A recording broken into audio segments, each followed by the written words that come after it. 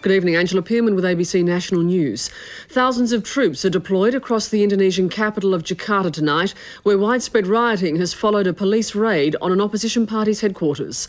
Tens of thousands of angry people are roaming the streets, destroying property and fighting with police. The ABC's Michael Maher reports from Jakarta. The attack on Democratic Party headquarters in central Jakarta began early this morning. Government-backed youths armed with sticks attacked the compound with rocks and set fire to vehicles. Barricaded inside were about 100 supporters of Megawati Sukarno Putri, Indonesia's opposition leader. As the battle became more intense, smoke billowed from a fire behind the headquarters. While all this unfolded, more than 1,000 police and soldiers watched on, refusing to put an end to the carnage.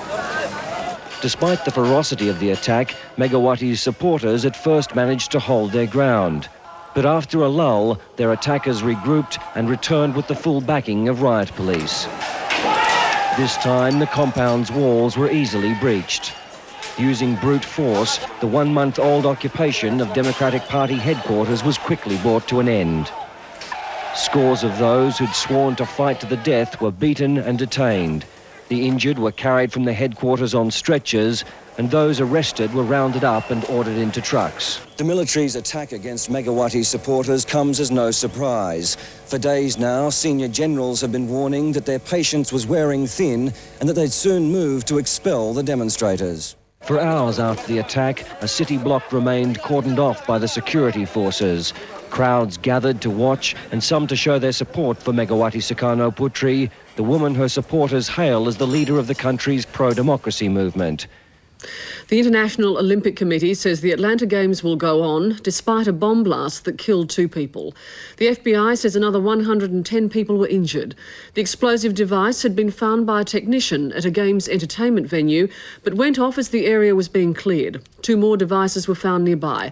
Michael Gleeson reports. 1:20 a.m, Centennial Park. Atlanta's party turned to panic. Among the revellers, American gold medal superstar Janet Evans.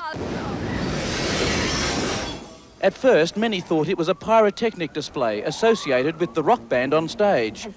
Then horror, as people realised there were dead and injured among them. A scenario many had feared, but most thought would never happen. Ambulances made their way through the heart of the city. Police began evacuating the crowd, clearing a 5-block perimeter around the bomb scene. Those performing at the concert say they discovered the bomb shortly before the explosion. Our sound engineer discovered the bomb. He saw it in a paper bag. It was put in front of the sound stage.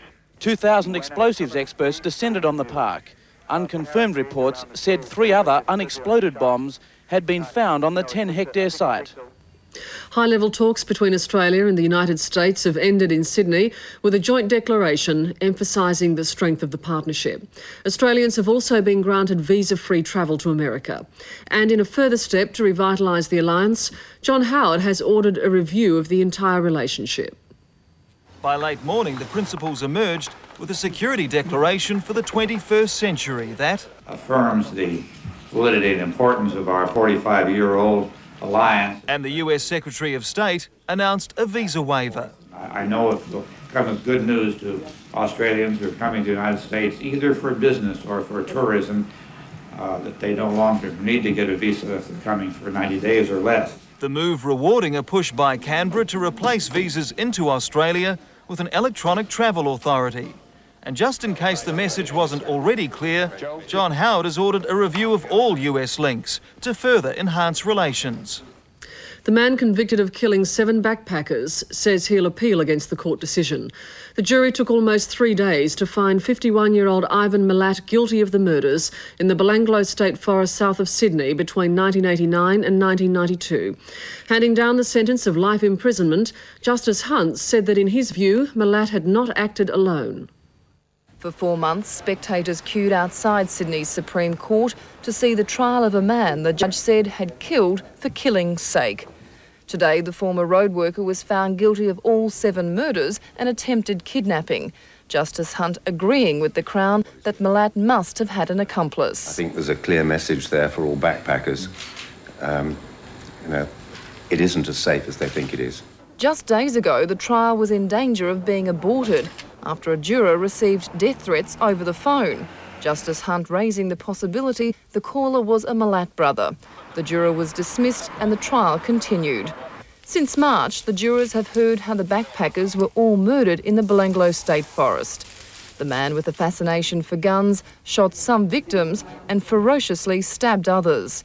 Malat was given the harshest sentence possible for the 7 murders, jailed for the term of his natural life, and 6 years jail for the